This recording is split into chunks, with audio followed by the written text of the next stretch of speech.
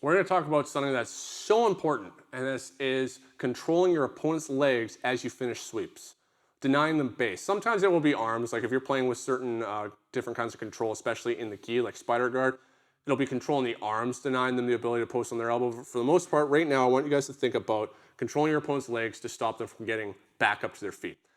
Something that we see a lot with new students is, or even upwards of purple belt, sometimes brown belt, where they get too used to people conceding sweeps and they're not doing a good enough job controlling their opponent's legs and denying them the ability to perform a technical stand-up and get back up.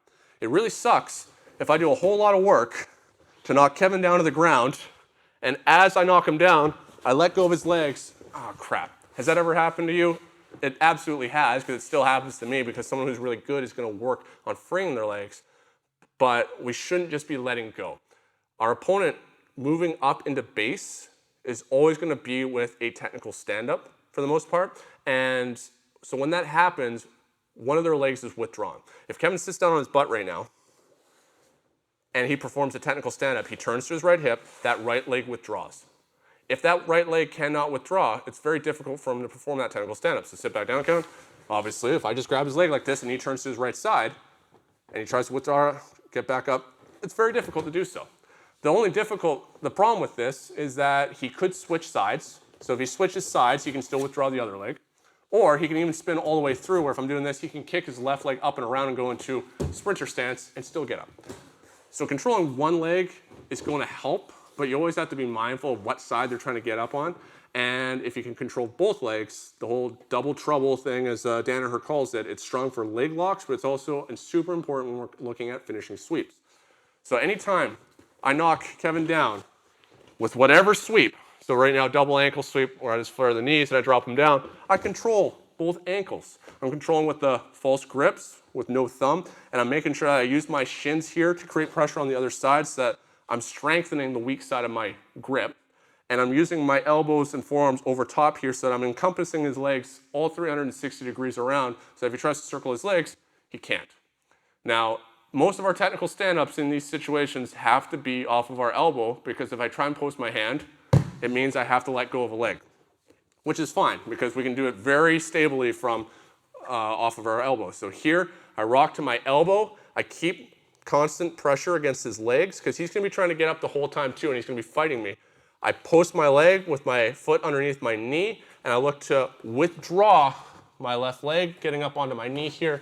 And by controlling both legs, I deny him the ability to ever fight back, or fight back very meaningfully. A scramble is a race to base. If I deny him base, the scramble doesn't exist. He can thrash about all he wants, but I'm controlling that fight, and I'm going to be able to very carefully and systematically get up. I can even do it very slowly. The slower we go, the more room for error and time for our opponent to respond, but we can do it safely. And then as you get smoother at it, you can go faster with it and obviously perform the movement quite quickly. Any sweep we do, so now let's do single leg X. Here, as I sweep Kevin down to the ground, I control this leg. So we're moving right into that double trouble position. This is great for me to now be able to attack leg locks, but if I wanted to, I'm posted on my elbow. I'm keeping his foot close to my ribs so he can't circle his leg out, because if I just control it like this, especially in no-gi, he'll just kick it away. And if you haven't put it together, obviously all of this applies to the gi. We can just also use different kinds of grips on our opponent's pants to be able to control and stop them from withdrawing. From here, I want to be able to withdraw this leg. Only difference is it's kind of on the outside here, so I use my shin to kind of help push his hips away so I can withdraw this leg, bring my foot underneath my knee, form that technical stand-up, come up on top. Tripod sweep. Here, as I'm in this position and I curl him down, I feed his leg his leg with my leg to my arm here so I can catch it. So then I'm able to drop my leg here, come up on top.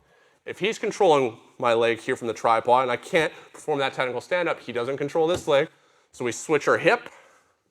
Even if my leg's kind of on the outside, we just want to be careful about leg lock threats, but we have controlled this leg relatively at this point, where I can now perform that technical stand-up and try and withdraw. If he tries to reap my leg or enter into position, I have to just make sure I'm framing that immediately to get access to the leg as a lever so that he can't control my knee line.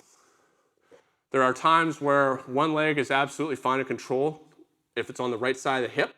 So that if he's on the right side of the hip and we're controlling that right leg, he's unable to withdraw it, and corresponding for the left side. Certain things like the X guard, where I might have such strong lever control and taking control of his hip and raising it up, that as I'm here, if I still control both legs, it's still gonna be much better. But if I drop him here and he's in this position, because of the advantage that this gives me to be able to get up, lifting his legs well above his hip and lifting my hips up so high, even though he's in base, and this is much more of a fight, I'm gonna be quite strong to still be able to perform movements and overtake him.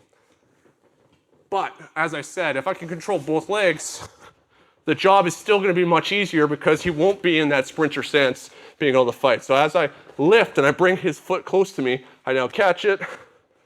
This looks much easier to complete than when I was attacking him in that wheelbarrow sprinter stance. So control both legs. Find a way to control both legs as often as possible when you're completing your sweeps. Do not let go until you've completed your technical stand-up, and arguably not even after that, because depending on the situation you're moving into, we can keep the offensive movements going, that offensive cycle, and be able to go straight into passing. And so one more layer to it. As I complete a sweep and really complete the sweep, because I have control of the legs still, Kevin can't form a guard against me.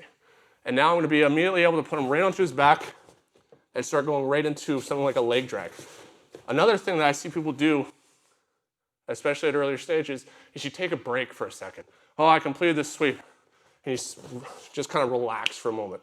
But Kevin now immediately starts setting up De La Hiva. Fuck, he wins the engagement phase. It's now his offensive cycle. And now I'm stuck defending. So make sure when you get control over your opponent and you break their alignment in some way, in this case we're denying them base, keep it for as long as possible until you're able to get to whatever that end goal is, that you're able to sweep your opponent and solidify a pass and then control them from a dominant position. If you guys just focus on controlling both the legs and denying your opponent the ability to get back up, you're gonna have so much more success with your sweeps.